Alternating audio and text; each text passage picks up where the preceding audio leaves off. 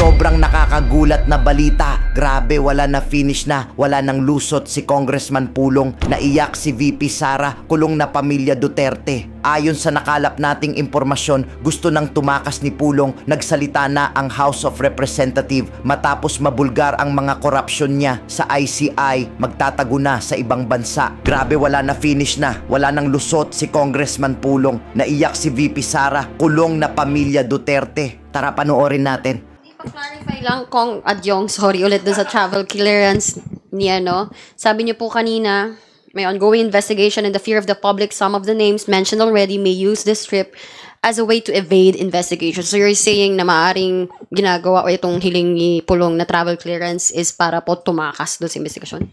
I'm not saying that he will do that. All I'm saying is the fear of the public that this may be used as a way to evade investigation and accountability, which is basically what many of us do share. That's apprehension is valid. Okay. Gab, follow ba yan? Yes, sir. Si Follow okay. up sana. Sige, then after you, si Christian. Sir, follow up lang regarding yung tanong ni Marian. So, for the record lang, sir, ang irregular, medyo hindi normal para sa inyo is yung 16 countries and yung 2 months na duration. That is my personal take on the matter. Yeah. Ikaw ba, pag tinanong kita, pupuntahan mo ng 17 countries. I mean, this is not something normal that we see regularly from House members. I don't know kung travel ba ito, leisure, or with family, or official business. Kaya nga sabi nga ni Kong Ernix, it's really hard to say whether that's proper or not because we haven't seen the details and we are not supposed to see that because that's an administrative issue, which I guess only the leadership can decide on. But travel per se, sir, okay usually, ang mga travel talaga na lumalabas dyan, 2 weeks, 3 weeks pag official. Pag official, much shorter. Kasi minsan, 3 araw lang, 5 araw lang ang mga official na travels.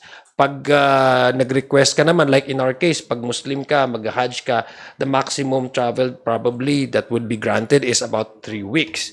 And then you have to return because your primordial concern really is to your district. Si Congressman Antonio Tino na wag pong i-approve yung hiling ni Congressman Duterte na travel clearance. Do you share po the same sentiment or call? Well, first of all, we sympathize why the public is asking questions because this type of trip is not ordinary trip, diba? 17 countries, I guess, for 2 months.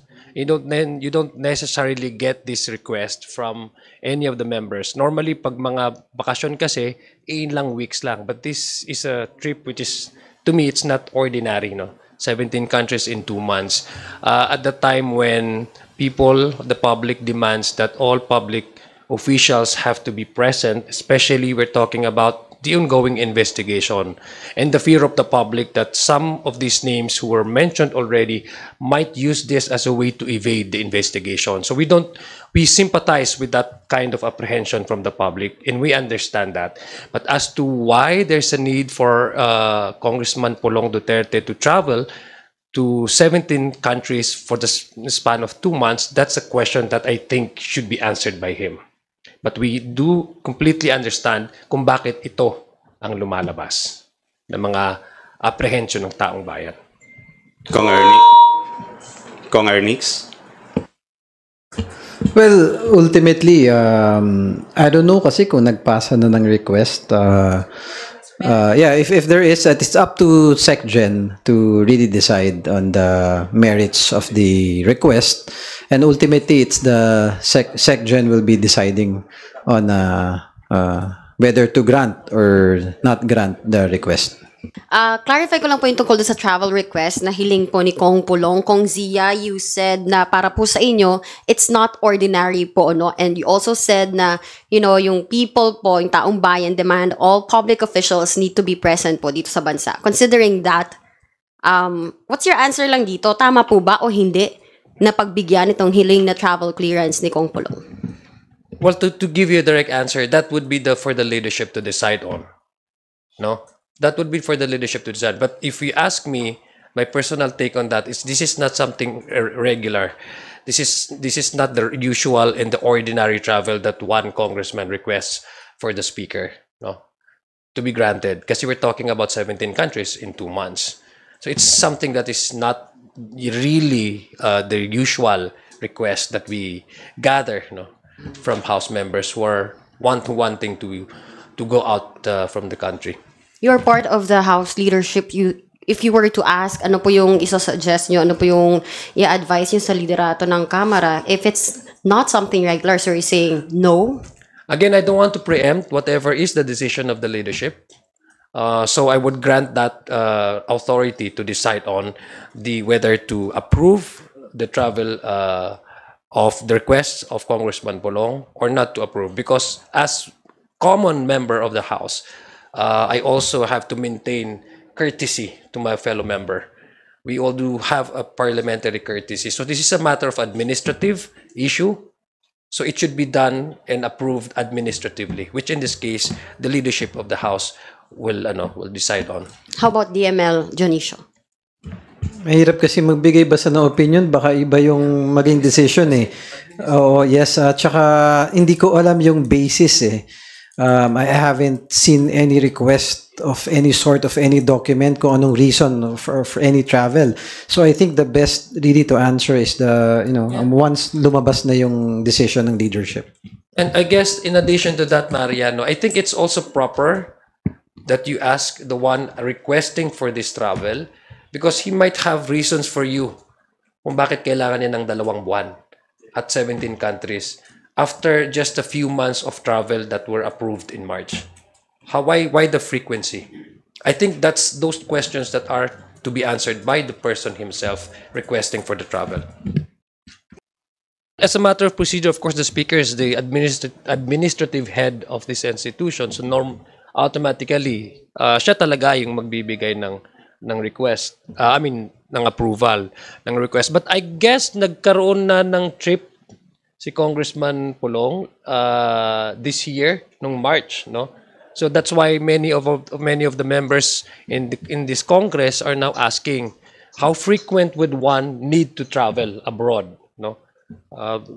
That's a question that I guess most of us also do share, no? But again, this is something that Congressman Duterte has to answer the public because this is a time when, sabi ko nga, let me reiterate, this is the time when names have came out, names have already been mentioned, implicated in the ongoing investigation. The public fears is that this might be used to evade possible evasion from the ongoing investigation, and we do understand where this, where the public is coming from. Okay, next question natin is Haji Camino. Haji? Hi, Kongs. Good afternoon. I don't know if may questions pa regarding Kong Paulo Duterte, but tatalon lang po ako ng ibang topic. Just this afternoon po, naglabas ng manifest of support ang Southern Luzon congressman and as well as from Bicol for House Speaker Bogie D. Ano po ang ibig sabihin nito tsaka yung indikasyon po nito and why the need? Sa palagay po ninyo, why the need na maglabas ng yung necessity na maglabas ng manifest of support for the speaker? Thank you po. Well, just for the record, I also saw a manifestation of support from the NCR representatives. Ganun lang naman talaga dito sa House eh. It's reiterating support to the House leader, giving moral boost that, whatever has to be tackled by the House, that the members are in support of the leadership. It's an evidence that the House is in stable condition. It speaks about stability. It speaks about the support coming from the majority of the House to move forward whatever priority legislation that the leadership of the House would take on, no? So tama yung sinabi ni Kong Ernix. This is just the regular because we are in our organization eh. We are about 300 plus, and this is a collegial body where the numbers do really matter. when it comes to pushing a certain legislation. So it speaks about stability na rin. No? Apart from gathering support, it's also about how the House is in unison in moving forward. Sorry po, so yung mic po yata ano. Pero nabanggit po ninyo yung priority legislation. May we also get your thoughts on the priority bills na dinagdag po ni Pangulong Marcos yesterday, yung Anti-Political Dynasty Bill, yung Party List System Reform Act, and the other two po, yung 4 priority bills po na nabanggit. Yes, yung dalawa doon sa apat ata yung naidagdag na priority, yung anti-dynasty bill at saka reform party list act, no, to review the party list system in the country. I think timely lang siya na pag-usapan ngayon. Na-refer yun doon sa aking komite, sa Committee on Electoral Reform. Again, it's not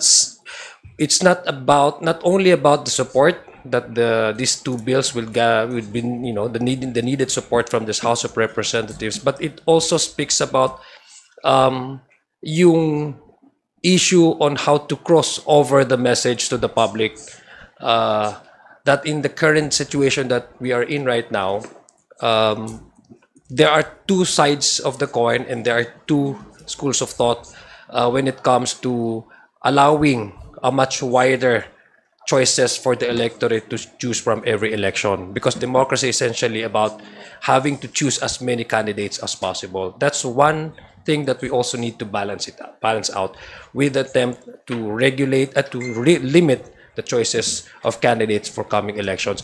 It's timely because I think the public now demands a clarity. Asan ba talaga papunta ang bansa natin? Kasi may basis naman talaga din sila sa issue ng political dynasty kasi nasa saad sa Constitution. So, ang bilang isang chairman ng committee ng electoral reform, sabi ko nga, it's timely for us to understand really, no, kung ano ba talagang definition ng political dynasty. That's why I am planning to not only settle with committee hearings, but I'm planning to give back the right of the people to have a sense of ownership over the process. Kaya mas maganda rin na magkaroon ng mga public consultation. But as far as the House is concerned, sabi ko nga, it's not just a matter of support because alam ko, merong 11 na versions na ngayon naka-refer na sa aking komite. At normally kasi nagkakaroon ng medyo debate kung ang minority ay hindi sang-ayon sa pinupush ng mayorya. In this case, pareho ang nagpupush, ang minorya at saka ang majority at saka minority. So in terms of having it pass the hurdles, legislative meals of these two legislation is concerned, I don't see any reason na magkakaroon ng problema. Feeling ko, papasa talaga yan sa House of Representatives. Yeah. Kong Ernix.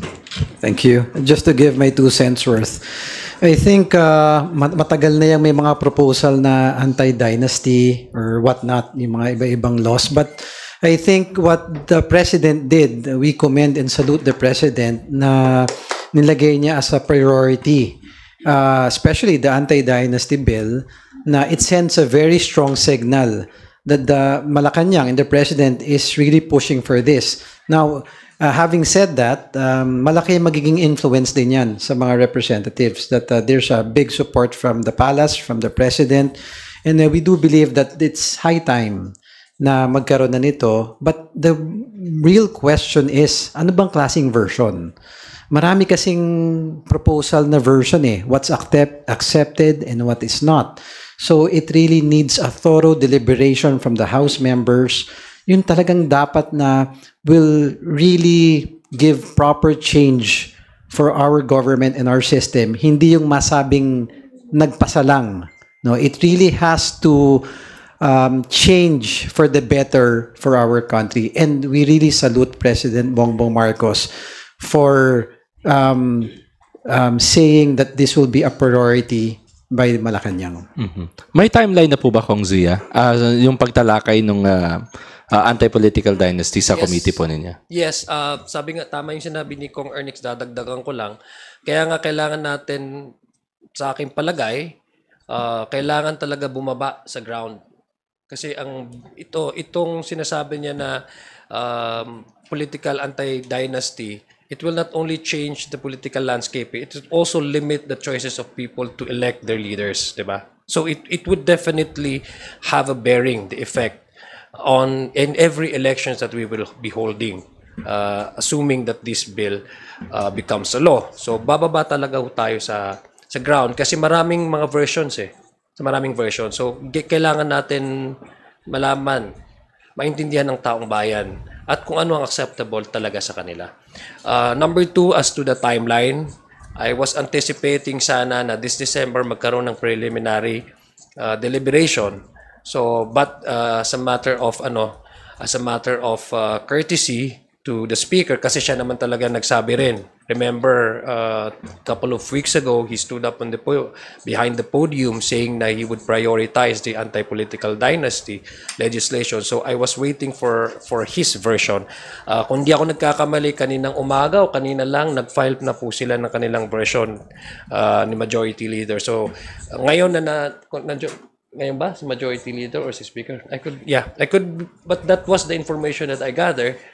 I'm not so sure about that. You can check my information. But it was actually they are about to file or they have already filed. The speaker has already filed his version. So yun lang inaantay natin. So by January, I guess that would be 3rd week of January ang schedule natin. Para mag-start na tayo ng preliminary na discussion on the anti-political dynasty. And we will consolidate all the various versions of this bill. Thank you po. Okay, next question natin is Anne.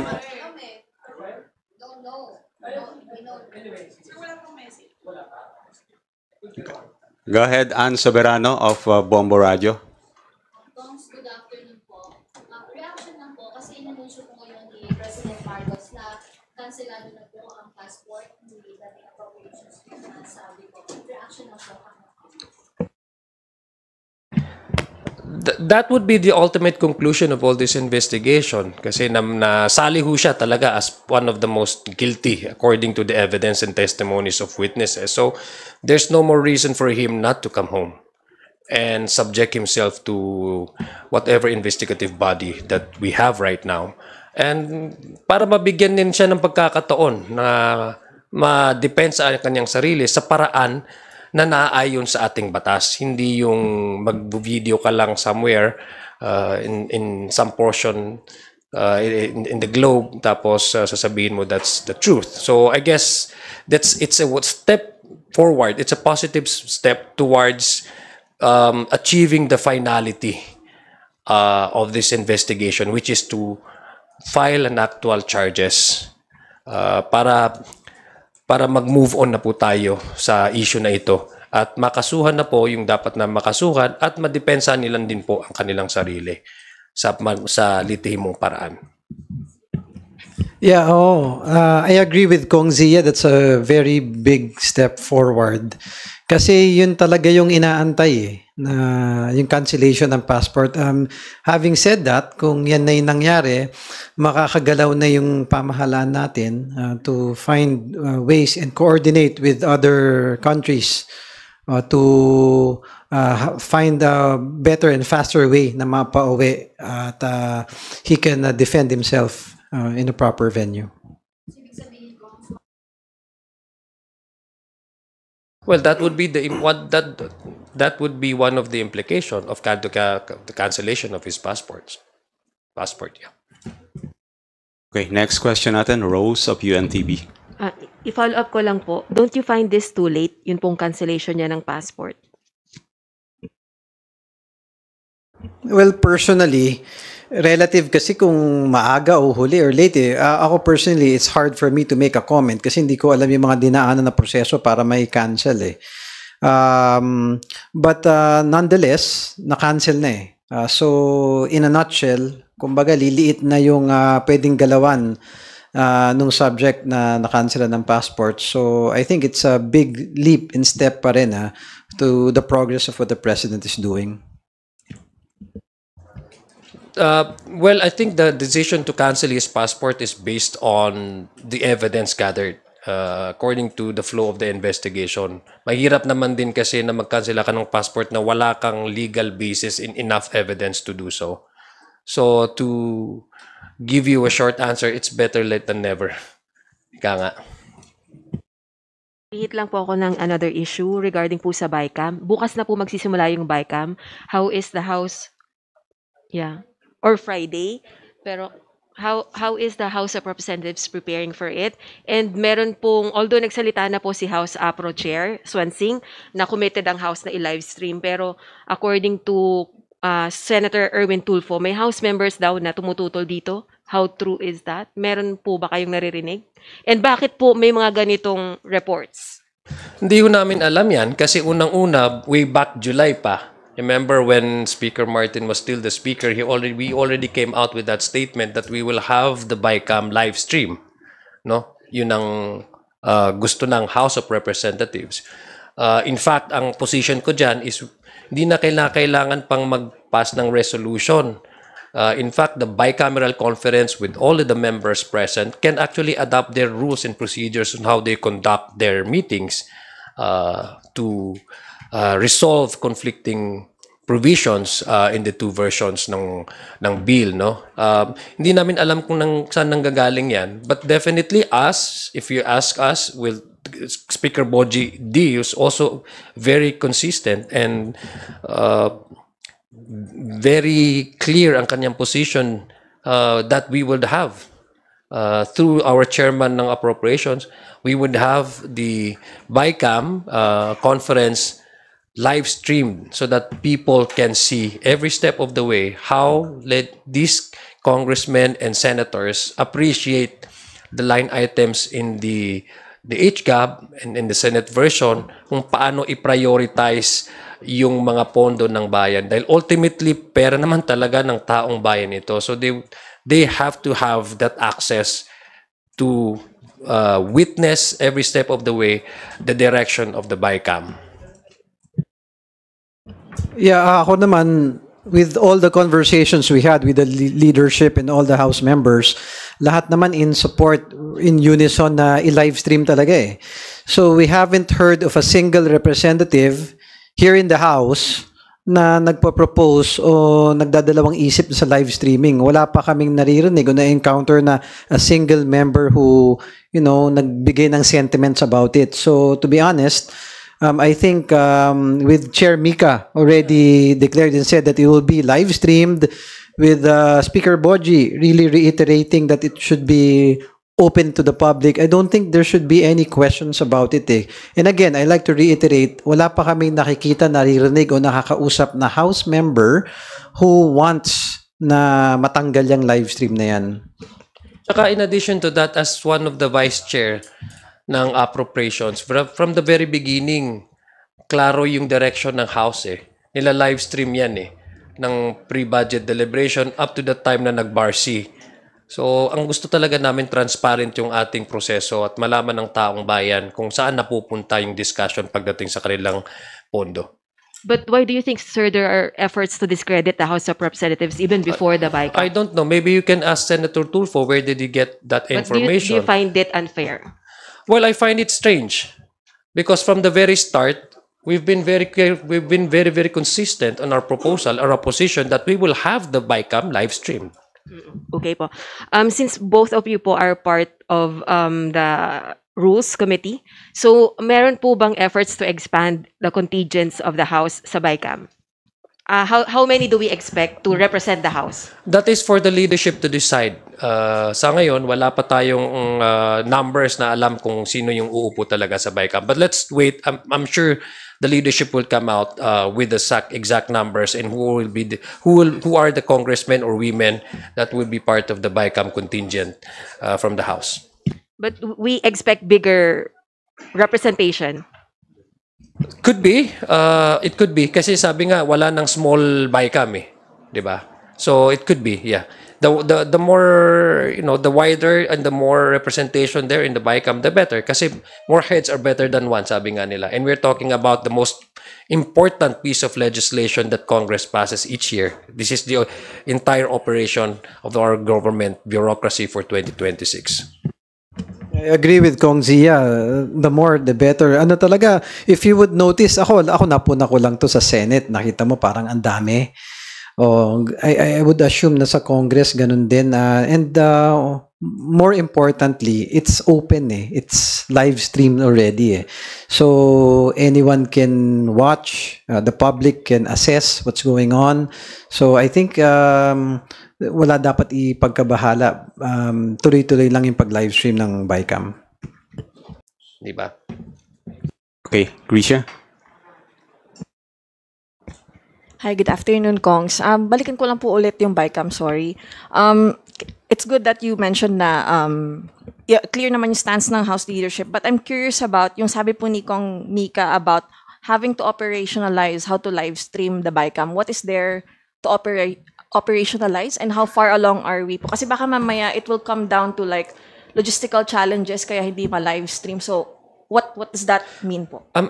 Well, this is my interpretation because I haven't really discussed this with Chairman Mika Swansing, but very clear po yung position ng House not to have it live streamed.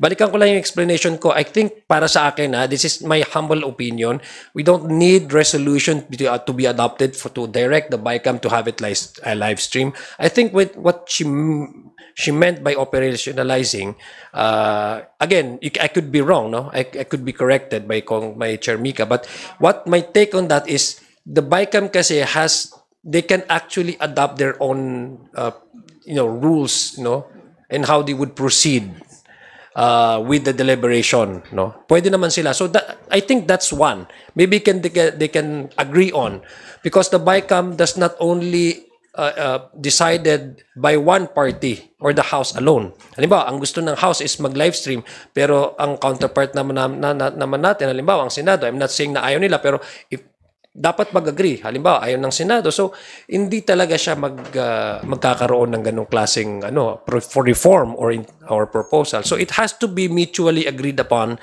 by both contingents.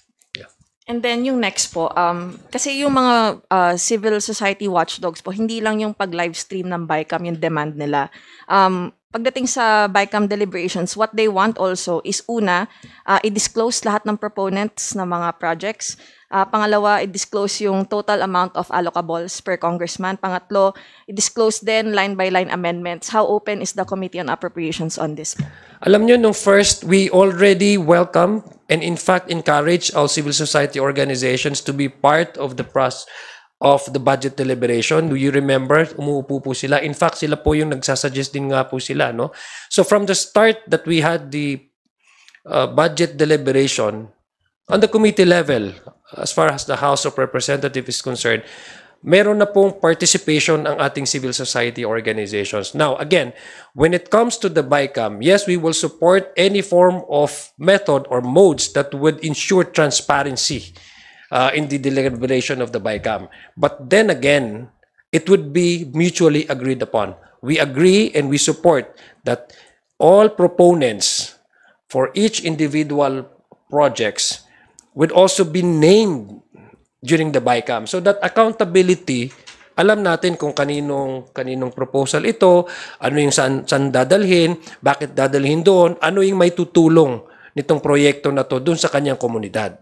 So, pagdating sa transparency, very, very consistent po ang House dyan. Again, it would be mutually agreed upon by both contingents. Kong Ernix, I understand you're one of the vice chairperson ng Committee on Appropriations. Sorry, sir, no, I'm not part of the Committee on Appropriations. Okay, sorry. Okay, next question natin. Meron pa? But Kong, do you also support yung nga po, Of course. identifying your proponents? Yes, it has to. Kasi otherwise, it won't be transparent enough eh. Also, just to answer your first query kanina, yung sa logistics, baka yun yung maging problem. I don't think there will be a problem. The House is well equipped for any live streaming logistics eh. Now, with regards to what Chair Mika meant by that, I think we should ask Chair Mika. Yeah, but in terms of logistics, I think it's something we should not worry about. Okay. Another question from Elson of Manila Bulletin. Hello, Kongs. Curious lang po, you can answer as candidly as you like. Kaya po ba ng Senate magpasa ng isang anti-political dynasty bill? I know it's a separate body, but I think it's still an important question po. Well, tanungin nyo sila. Mahirap naman sumagot ng ganyang klaseng katanungan. So I think it's for the Senate also to answer. What about you, Kong Ernix? Ako, personal take ko, siguro we should be open. Ayokong isipin na hindi or oo agad, but I think each public servant ngayon is very open to, what the public needs and for real change for the government to happen.